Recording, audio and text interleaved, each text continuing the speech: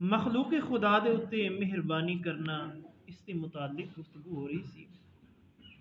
امام احمد نے، امام بہقی نے حضرت ابو ہریرہ رضی اللہ تعالی عنہ کو روایت کیتے کہ رسول اللہ صلی اللہ تعالی علیہ وسلم نے ارشاد فرمایا کہ مومن الفت دی جگہ ہے، مومن محبت دی جگہ ہے، اور اس شخص کے اندر کوئی بھلائی نہیں ہے، اس شخص کے اندر کوئی بھلائی نہیں ہے جڑا نہ الفت کرے نہ اس دے نال الفت کیتی جائے۔ فرمایا ایسے شخص دے اندر کوئی بھلائی نہیں ہے جیڑا نہ لوگاں دے نال محبت کرے اور نہ لوگ اس دے نال محبت کرے، نہ وہ لوگاں نو پسند کرے اور نہ لوگ انہوں پسند کرے۔ امام بہقی نے حضرت انس رضی اللہ تعالی عنہ کو روایت کیتے کہ رسول اللہ صلی اللہ تعالی علیہ وسلم نے ارشاد فرمایا کہ جوڑا میری امت دے اندر کسی دی حاجت پوری کر دے، جڑا بندہ میری امت دے وچوں کسے بندے دا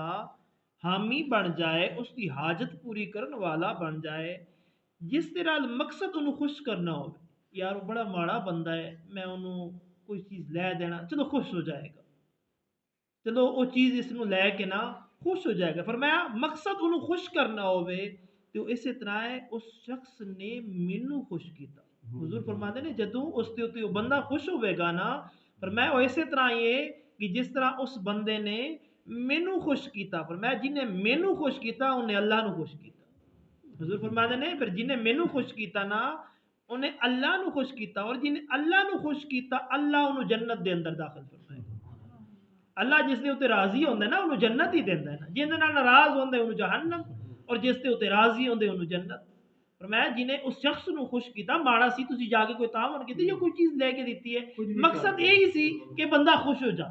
تے وہ بندہ خوش ہو گیا، فرمایا اس طرح سمجھنا کہ میں رسول اللہ صلی اللہ علیہ وسلم تو نے خوش کیتا ہے۔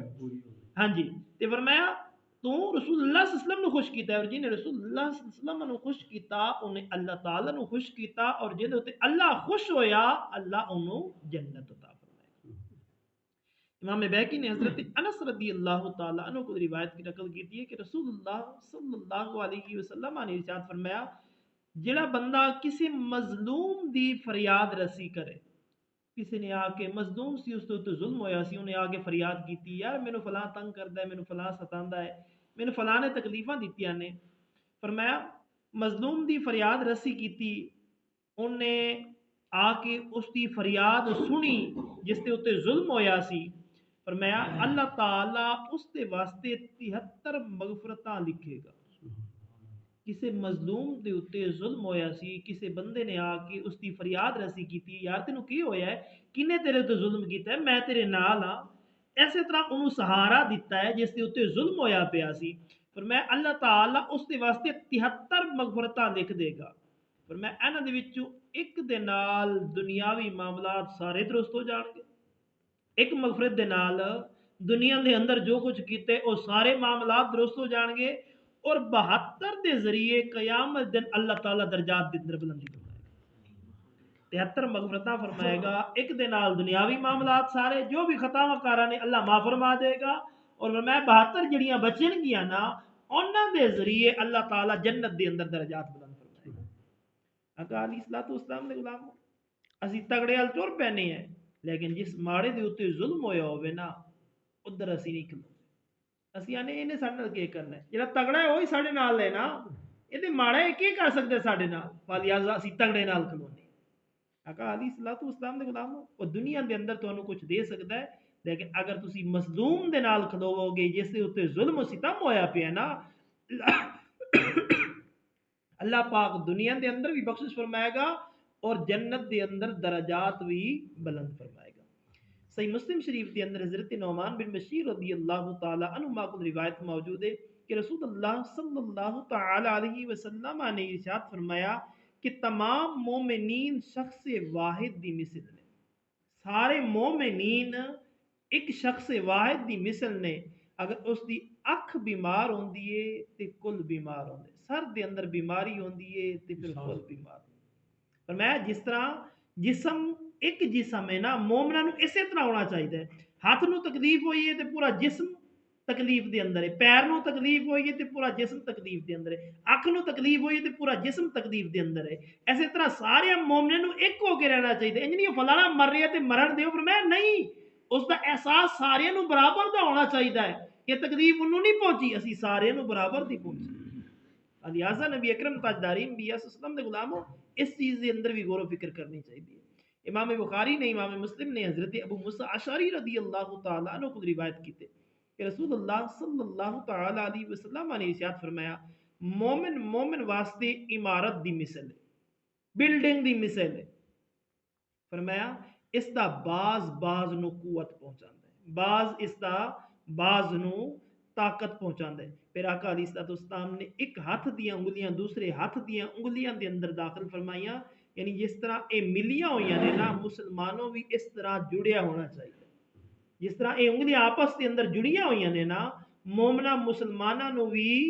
آپس دے اندر اسی طرح جڑیا ہونا چاہیے۔ امام بخاری امام مسلم نے حضرت انس رضی اللہ تعالیٰ عنہ کو روایت نقل کی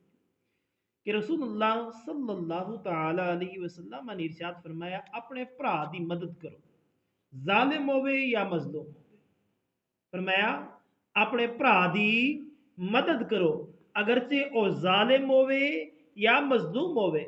عرض کی تھی یا رسول اللہ مظلوم دی مدد تے کریے اس دے اوتے ظلم ہویا تے ظالم دی مدد کس طرح؟ فرمایا